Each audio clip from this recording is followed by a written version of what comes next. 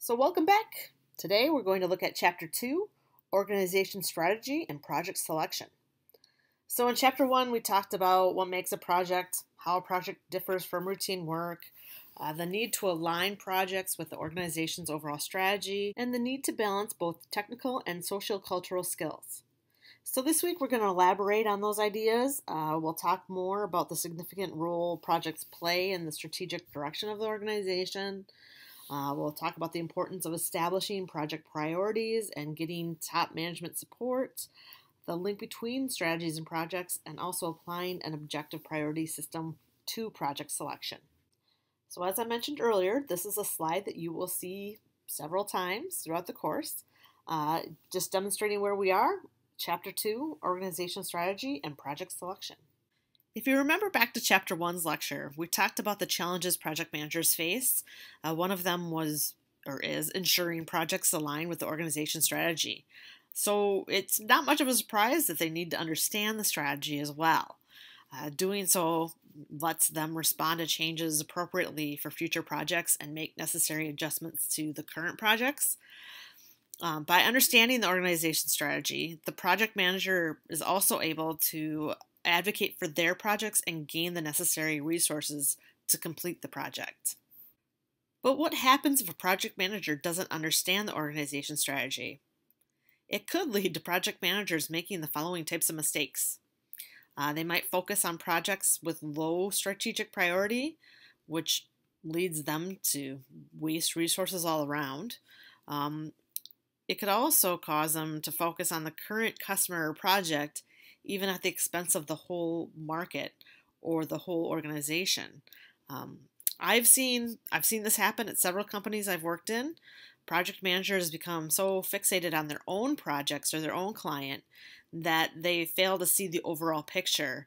And then what ends up happening is that the client or the project launches successfully, but the rest of the program falls apart.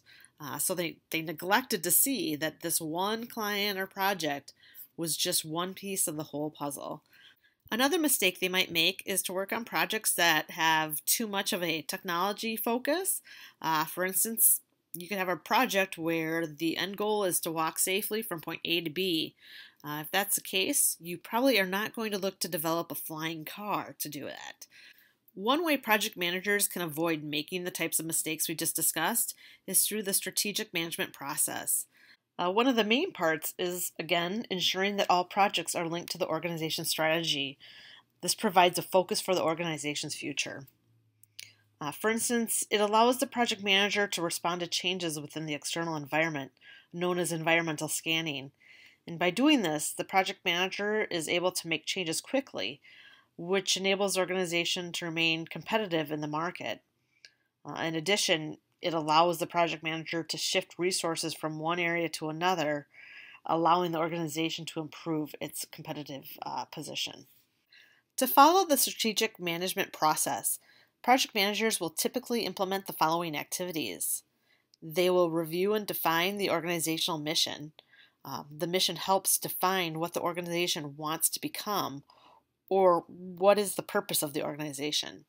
Having the mission written and shared empowers employees to make decisions which align with their mission. They set long-range goals and objectives.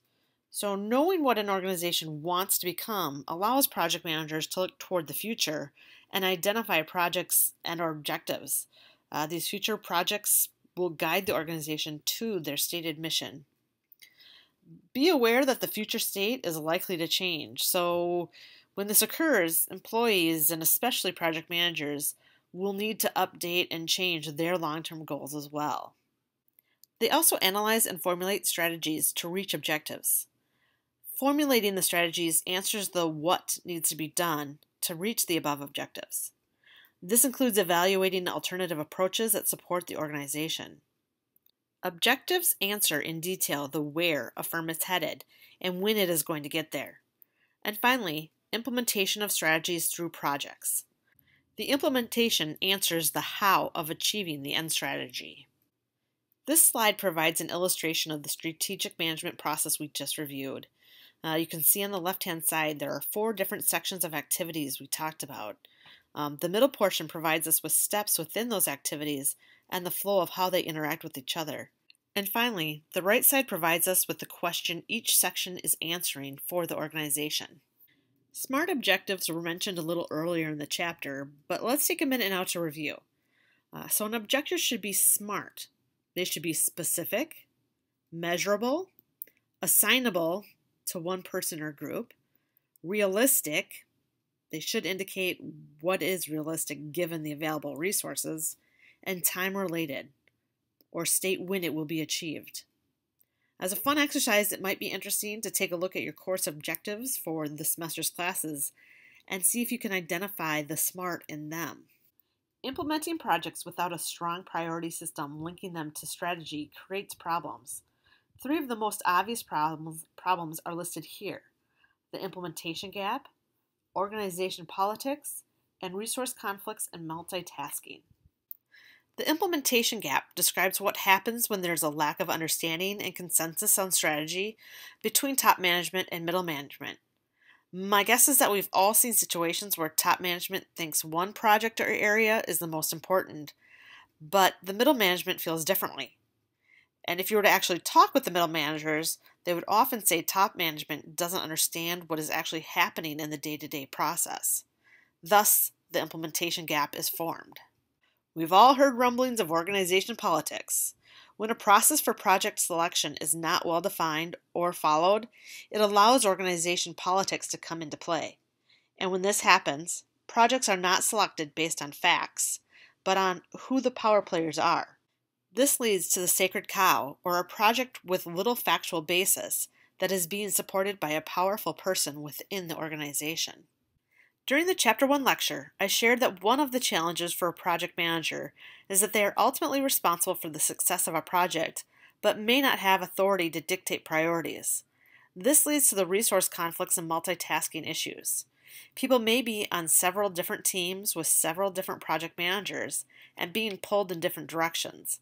The strategic management system can help an organization avoid this type of situation. The goal of project portfolio management is to ensure that projects are aligned with the organization goals and prioritized appropriately. This can lead to several benefits to the organization. This slide lists many benefits, but the overall outcome is the same. Organizations are more likely to focus on the objective of the project and how it aligns to the organization's strategy, rather than selecting or pursuing a sacred cow type of project. This reduces the risk to the organization and increases the likelihood of project success. Designing a project portfolio system follows 5 general areas. 1. Classify the project. Usually this will be compliance, operational, and strategic projects. 2. Determine selection criteria based upon the project's classification. There are many criteria for selecting projects, but most organizations typically identify theirs as financial and non-financial. 3. The source of the proposal. A typical source is a request for proposals, or RFPs, to vendors and contractors with experience in the field. But good ideas can come from many places, so organizations may want to consider looking at internal and external sponsors. 4. Evaluating the proposal. This requires a structured process. Data and information is collected and assessed.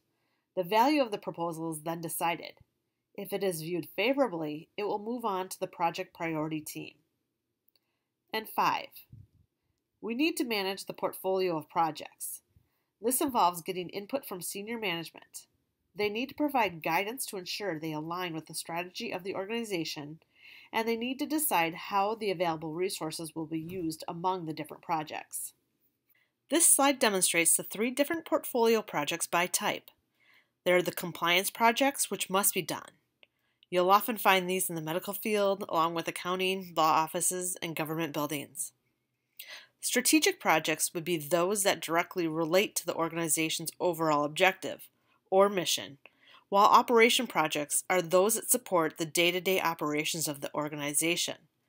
These tend to focus on making the work process more efficient, improve process, and reduce costs. We touched on the selection criteria briefly already. Organizations typically use either a financial model or a non-financial model. The financial models include the payback model and the net present value model. When using non-financial models, organizations look at the strategic importance of a project to the organization's strategy. The multi-weighted scoring model uses several different selection criteria, which are weighted based on importance to the organization. We'll discuss each of these in more detail later in the lecture. We touched on the payback model a bit on the previous slide, but let's take a look at this in more detail. In the payback model, an organization is looking at how long, usually in years, it would take for the project to pay for itself, or rather, how long until the organization gets their money back. As you might suspect, the sooner a project can pay for itself, the better for the organization. The emphasis in this model is on cash flow, an important consideration for any business. So the payback model sounds great, but there are some limitations. For instance, it ignores the time value of money. Money is worth more now than it is in the future. It also assumes that the organization gets paid through the investment period but not beyond it, which leads to the next limitation. It doesn't take profitability into consideration.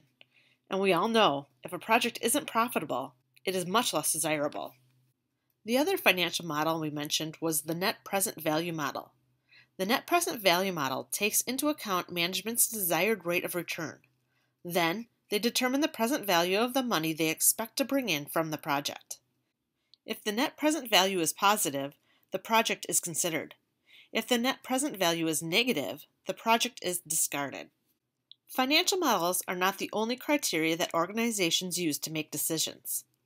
This slide lists different criteria organizations may take into consideration when deciding whether or not to move forward with a project.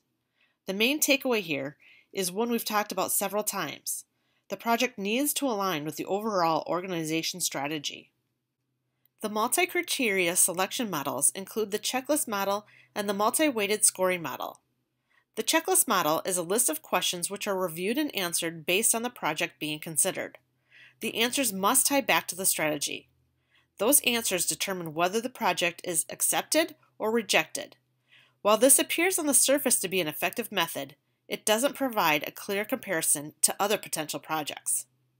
The multi-weighted scoring model uses several weighted selection criteria to evaluate a project. This model generally includes both quantitative, measured in numbers, and qualitative, measured by perceived quality, criteria. It allows an organization to compare projects with other potential projects.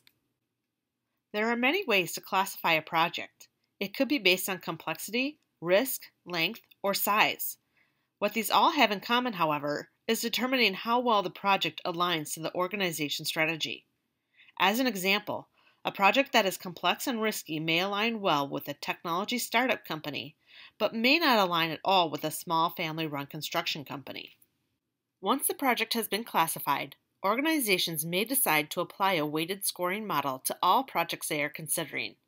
This helps to align projects closer to the organization's strategic goals. By doing this, they reduce the number of failed projects, and thus reduce wasted resources. It helps to further solidify the proper goals for a project, and helps everyone understand how and why a project was selected. This removes some of the favoritism or sacred cow projects from the organization politics. So then, what about project proposals? How do organizations get them? And where do they look for them? Organizations will often submit requests for proposals from contractors and vendors. The organization will put forth a document with the project requirements and desired outcomes. The contractors or vendors then create a response to the request, answering the questions and providing detail on how they will help the organization achieve its objective.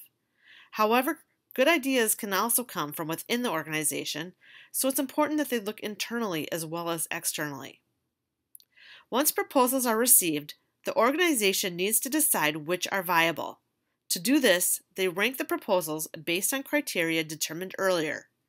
If a project makes it through the ranking process, it is eligible to be considered for the organization's project portfolio. Those projects that have been selected to move into the project portfolio are scrutinized by senior management as well as the project office team. It is their responsibility to ensure all the processes have been followed and the projects are a strong fit with the organization's goals. Here's an example of a proposal form for a project. You can see it asks for the project classification, what business objectives the project will solve, how it aligns with the organization's mission, its top 3 risks, and an estimate of the resources needed to complete the project. Here's an example of a risk analysis. It provides the top risks as well as rating the probability and impact of the identified risks. Finally, here's a chart detailing the steps and flow of the project screening process.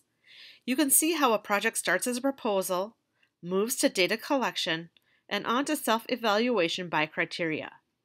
If it makes it beyond this point, the organization will pursue the project further. The project team evaluates proposals and decides whether to move forward with the project, consider it for later, or reject it altogether. It's important that an organization balance the type of projects it's accepting and pursuing. The projects fall into 4 different categories. There are the bread and butter projects, or improvements on the items they are currently making money on. Examples of this might be software updates for applications, a new form of insulin, and manufacturing cost reduction programs. Then there are the pearls. These would be projects that represent revolutionary opportunities using technical advances. Examples of these may include an artificial heart, subsurface imaging to locate oil and gas, or a phase 3 drug for an unmet medical need. The oysters are projects that have blockbuster potential, but require breakthrough technology in order to achieve this potential.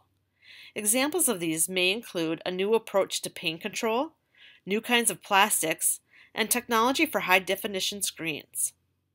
Finally, there's the white elephant. These are projects that consume resources and are unlikely to have technical success or commercial value. Examples of these include video rental vending machines as prices dropped, innovative cancer treatments that were potent but too toxic, and a technical approach to match a competitor's action. We've spent a good amount of time discussing organization strategy and project selection. We discussed the financial models of payback and net present value. We covered the need for a strong portfolio management structure, including the implementation gap and organization politics. In Chapter 3, we'll talk about organization strategy and how the organization's culture plays a role in developing its strategy. Like always, if you have any questions, concerns, thoughts, or ideas regarding the content of this lecture, I invite you to share them with us on the discussion board under Chapter 2. Hopefully some of your classmates will join in the discussion, providing their own thoughts. I'll be there too.